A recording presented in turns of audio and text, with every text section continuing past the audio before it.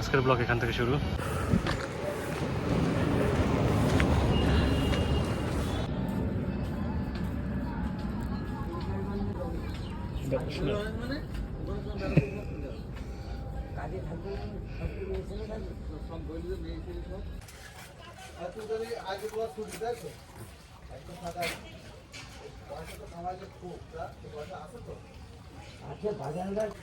এই দেখ ওখানে তুই রয়েছিস, ওই দেখ, ওই দেখ। তাকে বেশি কিছু না, নিয়ে নিয়েছি ছোট্ট একটা ডিম। ঠিক আছে, আজকের এই সপ্তাহের খোরাক রেডি।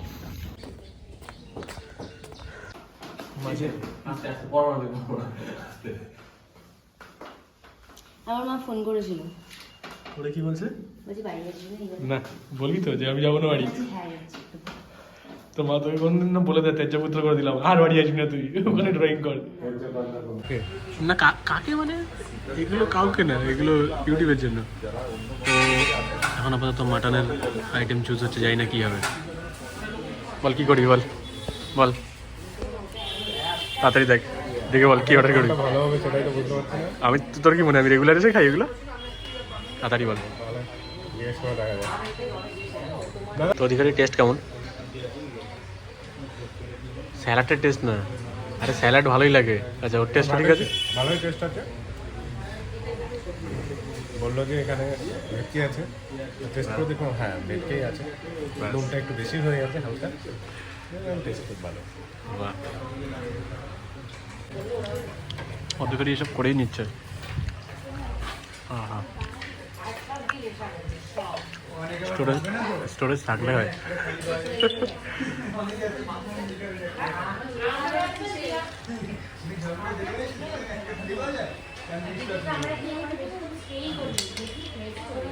বাহ,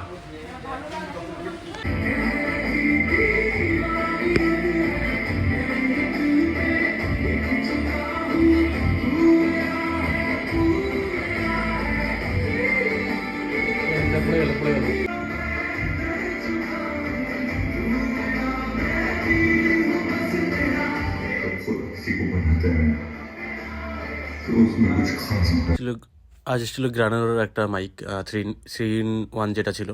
তো তার নয়েজ ক্যান্সেলেশনটা খুব বাজে আমি দেখলাম। তো সাউন্ড তো অটোমেটিক রিডেক্ট করছে বাইরের থেকে, মানে বাইরের কোনো সাউন্ড অফ করছে না। তো এটা চেঞ্জ করে হয়তো আবার একটা নতুন তোমার গ্রিনার অর্ডার করতে হবে। এটা আই থিঙ্ক 11 রয়েছে, S11। তো S12টা দেখলাম ওখানে নয়েজ ক্যান্সেলেশনের 3টে স্টেপ রয়েছে, তো ওটা বেটার। যেটা গুগল রিভিউ বা ইউটিউব রিভিউ দেখলাম যা লোকজনের, কিন্তু এটার কন্ডিশন খুব খারাপ। তো মোটামুটি এটা চেঞ্জ করে হয়তো আবার নতুন একটা অর্ডার করতে হবে।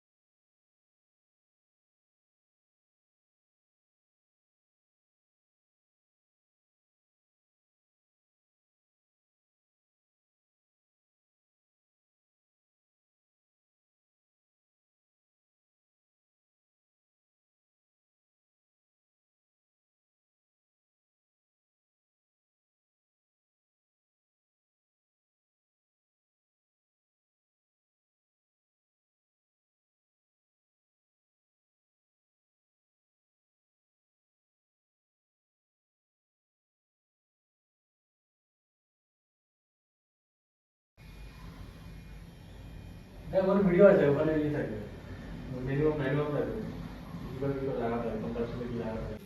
আচ্ছা। Hello hello hello hello, mic test, mic test, hello hello 1 2 3। Okay, তো এটা আজকে নিউ ব্লুটুথ কী বলে এটাকে, mic, bluetooth mic first experience যে ভাই আলাদা লেভেলের। ঠিক আছে, না না দাদা দাদা আচ্ছা। তো আজকে এটা চলছে এই ট্যাটুর সেকেন্ড সেশন না ফার্স্ট সেশন? এক মিনিট একটু দেখি প্রথমে দাঁড়া, একটু দাঁড়া। আচ্ছা, বলবো কভার আপ ট্যাটুটা টাচ আপ করার পরে ওর গলায় একটা ছোট্ট লেটার ছিল, সেটাকে কভার আপের জন্যই জাস্ট একটা প্লেন করেছিল, ছোট্ট একটা প্লেন, যাতে ওটা দেখা না যায়, মানে আগের ট্যাটুটা। তো সেটা কমপ্লিট হওয়ার পরে এটা হচ্ছে একদম ফ্রেশ রেজাল্ট। আগের ট্যাটুটার কন্ডিশন এরকম লাগছে, আর টিটারটা দেখালাম না। আর কার্তিক আজকে একটা লায়ন ট্যাটু করেছে, এটার জন্য ওর কাছে টাইম ছিল না, আর ক্লায়েন্টের প্রচণ্ড পরিমাণে পেন হচ্ছিল, মানে ক্লায়েন্ট এসেছিল নৈহাটি থেকে।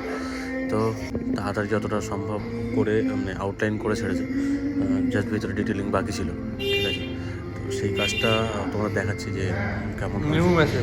যদি ওটা র্যাপিং করা রয়েছে, খুব একটা দেখলে বুঝতে পারবে না যে কী করা রয়েছে বা কতটা কী ডিটেলিং হয়েছে, ঠিক আছে। তো আজকের জন্য এই পর্যন্ত। আমাদের আর্টিস্ট হলো এই যে, ঠিক আছে, আর আর্টিস্টের ক্লায়েন্ট হলো এই যে, ইনকমপ্লিট ট্যাটু করে যাচ্ছে আজকে, কিন্তু কি কার্তিক নেক্সট বার আবার 30 ডেজ পরে আবার কমপ্লিট হবে। হাত দেখো, আর ওটা খোলা লাগবে, এটা খোলা লাগবে, এটা খোলা লাগবে। তো এটা হচ্ছে লায়ন ছিল, তো ব্যথার জন্য ইনকমপ্লিট, কারণ ফুলে গেছে অনেকটা, ঠিক আছে। আর এই পার্টগুলো কিছু কিছু কাজ বাকি রয়েছে, যেমন এখানে যে লাইন ফাইন মেরে রেখেছে, এর ভিতরে শেডিং হবে পুরো প্রপার। তো র্যাপিং করে দিয়েছে, এখন এখান থেকে যাবে নৈহাটি। তো কার্তিক কাজ করে কেমন লাগলো? ভালো, খুব ভালো। ব্যথা ব্যথা করছে এখন? হ্যাঁ, একটু ব্যথা করছে। চোখ ব্যথা করছে, পিঠ ব্যথা করছে? তোমার কেমন লাগছে ট্যাটু করে? ব্যথা করছে হাত? হ্যাঁ, হালকা ফুলকা ব্যথা আছে। তাহলে সবই ঠিক আছে, দুজনেরই ব্যথা হয়েছে, অসুবিধা নেই। ওকে, আজকের জন্য এই পর্যন্ত। সবাইকে good night, tata, bye bye. যদি এরকম ট্যাটু ইনকমপ্লিট থাকে, তো ট্যাটুর আবার টাচ আপ করতে পারবে অ্যাপ্রক্স 30 ডেজ, 40 ডেজ আমরা বলি, 35 থেকে 40 ডেজের মধ্যে করা, বা তার পরে করলেও চলে, ঠিক আছে। তার আগে যেন মানে করা ট্যাটুর উপরে যেন কোনোভাবে না হয়, পরে তখন মুশকিল হয়ে যায়। আমার পেটটা বেড়ে গেছে রে।